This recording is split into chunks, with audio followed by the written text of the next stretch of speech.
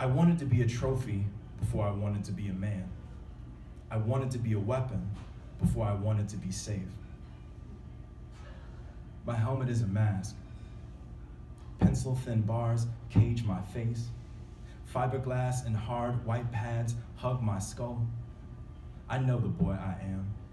I know the boy in the body of a man who wants to be precise violence, a skilled threat on a torn field. Our bodies decorate the Coliseum ground. We reset and collide. We draw each line where faith bangs against brutality, where pain headlongs into desire. I remember my ringing ears and trotting softly to the sideline called home after I launched my body into a boy who cradles a ball and escapes in zagging lines, side to side as if his life depends on it. Get up off the ground. I fear what I've done to my body. My blood filled with the sound of mothers chanting battle cries over their rampant sons, the quiet, brooding fathers. Maybe I'll always be the boy, trying to find the eyes of a miraculous girl lolling in the stands, deep in her own game, looking away from the cage over my face. Sprawled in my first autumn, I learned the taste of my own sweat. To be black and uniform defines my body as a sacrifice. I wanted to be a trophy before I wanted to be a man. I wanted to be a weapon before I wanted to be safe. I fear I'm still that brutal dream, body strapped inside devotion. I can't imagine my calloused hands relaxed at my sides, their tenderness left open. We were crossing town again, on the bus. Our point guard, who could never sit still, be still, said, "Playing with my money is like playing with my emotions," between his teeth. He leaned into the aisle, mimicking Big Worm's anger we'd watched on TV. My teammate and I shared more than the same name. All of us slapped seats with laughter, barely understanding, on the bus crossing town in ties and slacks, heading to our JV game. After school, but before the match, I had wanted to say, "Don't play," to a girl I smiled with too much in her white-on-white volleyball knee-highs and skin. Down in the empty, late after-school classroom, both of us too borderline, looking at each other as if lost in the angles of blinds and skin and dusk. I was never quite sure about her touch. Metal detecting fingertips, seeking shrapnel, we held something quiet. We crossed town, off the bus, chins up, another contest away, rarely smiling, undressing and changing into uniform. I remembered her hands, put mine where she put hers on my body.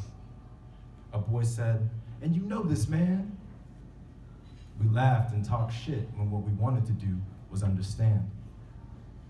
I remember the fist of the boy with my name when he, hot-headed and light-skinned, cut across the court, breakneck toward the white man, hurling slurs from the front row of his home game. Fourth quarter, seeing a tall, blonde son, maybe his, knocked onto hardwood. The perennial black versus white school rivalry. When my name streaked towards the bleachers, reached for the screaming white man, our black feathers rustled like midnight peacocks claiming our cage, the polished floor. We were cross town, we were off the bus, we weren't safe.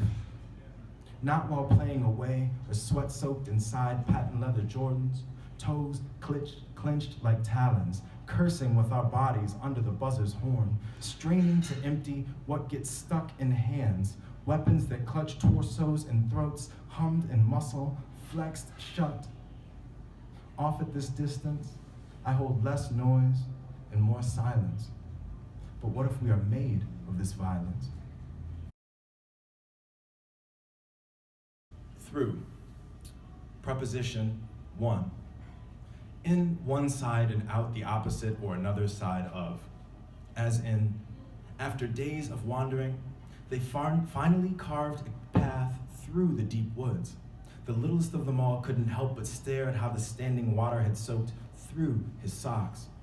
When he opened his mouth to speak, the bigger ones looked right through him and continued forward toward the cave's mouth. 2, among or between, in the midst of. She watched him gently as he fell through his mind. They chose silence because the sound of their fear traveled so clumsily through darkness. 3, by way of. Through sex, they spilled loss and time.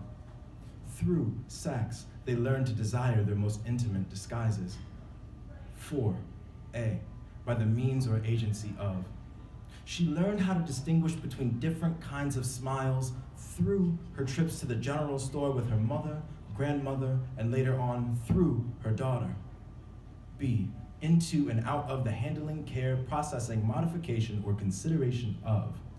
They shuffled his application through the unemployment office at the same speed he went through each job. His stint on the Steamboat Casino was his favorite. He remembered the first moment the chips no longer felt like money, the way colors began to blur, passing through his hands like the gray chaos of river water. 5, here and therein, around. He was sure there was something else speaking through his veins besides blood. As they walked through the antebellum home, he couldn't believe the way the smells forced their way through his clothes, his skin, his nostrils. The staining scent of cigar, the musk of sweat and shame, the lingering hints of salt pork, sweet corn, and gunpowder. 6, from the beginning to the end of. Through it all, they had known deep down that he had never wanted. Through it all, he had known deep down that he had never wanted to be there. He wasn't sure why he stayed through the rumblings and through the shatter. Why didn't he just say he had to go? He lay there through the night, eyes open, mouth closed. 7, at or to the end of, done or finished with, especially successfully. They were relieved to be through each phase of pain. They were through with every claim except exhaustion. 8, up to and including. They went through the first 11 pages of the manifest without finding his name, and he watched the man's eyes as he scanned through the last one. She had gone through all her options. There appeared to be no way out. 9, past and without stopping for. For years, they touched and moved smoothly through only the bodies they didn't love. Together, they devised the plan and plot to get through the smaller deaths and desires. 10, because of, on account of. She thought she could manage to survive through silence. He was sure that he could survive long enough through some combination of his grip and his feet.